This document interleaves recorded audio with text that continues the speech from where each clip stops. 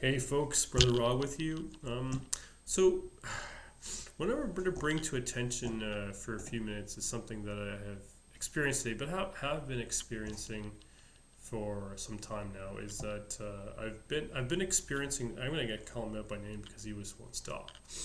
Mike Ams has been emailing me pretty much to the point where it's been bordering, if not exceeding, the point of criminal harassment about things he feels he needs to correct me on, either my online engagement on Twitter, YouTube, or both.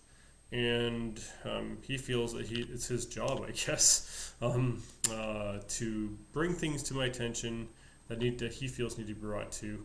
Like, so you call yourself a lover of Jesus, and you're doing this X, Y, Z. And the thing is, I'm not saying he's actually wrong about the things he's bringing to my attention, because he's not. But I get tired of this moral grandstanding. Like, Mike brings stuff to my attention, but there's no. That's it. Like, it's not grounded in love. It's like, you call yourself a Christian. It's self-righteous hypocrisy, combined with moral grandstanding. Mike's just trying to make himself puffed up. He might even been not even aware of it. That's quite possible. But Mike's not doing it for my edification. He's just doing it to bring it to my attention. Why he feels the need to do that as often as he does, I don't know, because I've blocked him. I've told him to stop emailing me. He doesn't. He's being an ass. And you know what? Autocorrect 2.0. Sister, you can correct me if I'm wrong. No, you won't correct me if I'm wrong. You won't correct me on this because I'm not wrong. You've mentioned something to the effect of tone policing within the body of Christ and Twitter being just taking away from what you're doing in Twitter in terms of your witness to people on Twitter. And I would totally again echo that sentiment. Tone policing. No, I'm talking about Mike anymore, but I'm calling Mike out by names because this guy's harassing me, and it's not cool. So when the other thing that's speaking of the thing with Mike Ams is that when people tell you to stop doing something, stop doing it.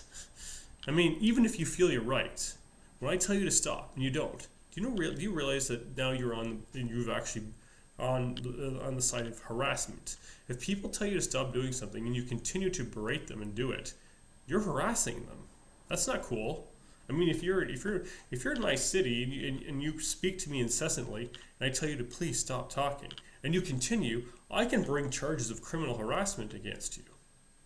Now, I can't do that online, of course. Well, for most of the reason is like most of you people are nowhere near me. So in that same token, most of you are in different countries. So obviously, I can't bring charges of criminal harassment against you. But just for the sake of principle, bear that in mind that principally you are harassing me, even if I can't legally bring a suit against you, which I wouldn't do. But I mean, I wouldn't want to do. But if someone was criminally harassing me like incessantly, 24/7 or something that would bear an impediment on my day-to-day life, then I would actually charge someone with harassment because they're impeding on my day-to-day life. But going back to this thing about tone policing on Twitter or even YouTube or both, that it's unnecessary if you're doing it in the body of Christ. Now, I don't expect the world, the non-Christian world, either online or in person, to be able to act in a way that bears civility, discourse, or any kind of humility, because the spirit that we're working in this world lacks humility. There are unbelievers who may act in ways that demonstrate humility, or at least to some kind of semblance of humility and gentleness. But underneath it all, the hubris is still there. Like, the excessive pride is what hubris means. If you're not a Christian, you're going to be exercising hubris because it's excessively prideful of you not to bow the knee to your own Creator. Now, whether or not you believe in a Creator, I don't know, and personally, I don't. Well, I mean, for the sake of me, I don't care that you don't believe that there is a Creator because it doesn't affect me. I care that you don't believe in a Creator, on the other hand, because it does affect you.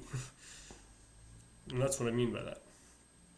But getting back to the point at hand here, I just want to bring to attention this tone policing, moral grandstanding, self-righteous hypocrisy Like, come on, people. We're not 4 or 5 years old anymore. I mean, and I'm not making excuses for the times that I give into frustration and anger and annoyance or some combination thereof. But at least, if you're going to correct me, do it properly. Like, if you have a first problem with me, do it directly to my messages. Now, I would say that maybe perhaps Mike is doing it right in the fact that he's doing it to me personally, not bringing it to my attention online. But the only reason I'm bringing it to your attention online about him is because he's harassing me. And if he's going to do it to me, he may well be doing it to other people too, for all I know. And he may be doing that already. I don't know. But judging by the pattern of what he's been doing to me, it wouldn't surprise me if he's probably doing it to other people too. I can't say for certain he does because I obviously don't know, but it wouldn't surprise me. Okay, so in person, unless it's something that needs to be obviously addressed, like if someone's making vile sexual comments, if someone's making innuendo, if there's talk about beating children or abusing women or torturing animals, yeah, that stuff. No, you're gonna be brought. That's gonna be brought to the public view if you're doing that in public. But if it's something smaller, like say maybe a word that could have been said better, or a word in place of it that would have been more gentle in tone or expression, that's something you can do privately, like direct message or direct message. And if it's something serious, then yeah, okay, we're going to have to use a case-by-case basis and use wisdom and discernment, but most of us have enough sense to know what's small and what's big or in between to gauge what we can, how we should gauge appropriate forms of correction. And correction's a big thing. It's a necessary thing. It's a thing that most of us don't like in life, but it's a necessary thing. I'm not beyond correction, and I definitely need to be corrected and reined in once in a while, and sometimes I can feel that I need to rein in myself. Sometimes I just need to step away from the computer for a while to realize that I'm just on here too long. Maybe I need to get a bite to eat. Maybe I need to get some fluids in me, or whatever, get some vitamins in me.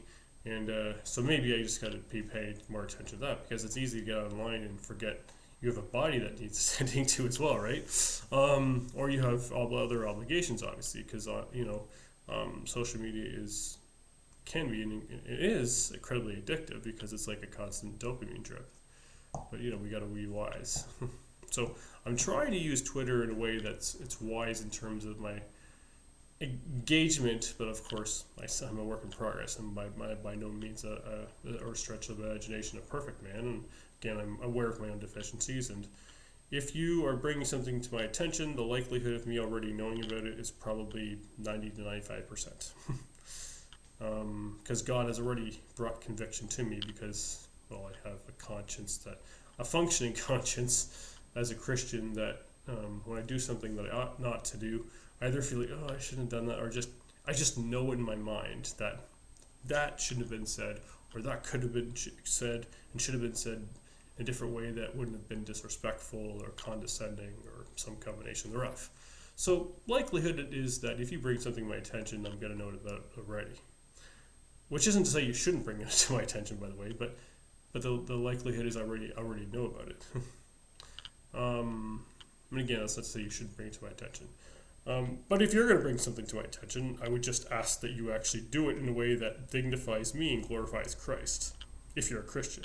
Now, if you're not a Christian, I would still ask that you do it in a dignified way that shows dignity to me and resembles decorum and civility and self-respect from you. Because when you open up in hostility, whether you're a Christian, even if you're not a Christian, I would just say, still, the golden rule, treat me the way you want to be treated. Now, if you want to treat me like a dick, I'm not going to treat you like a dick back, but I'm just saying I'm not going to put up with being someone who's acting like a dick either. Okay?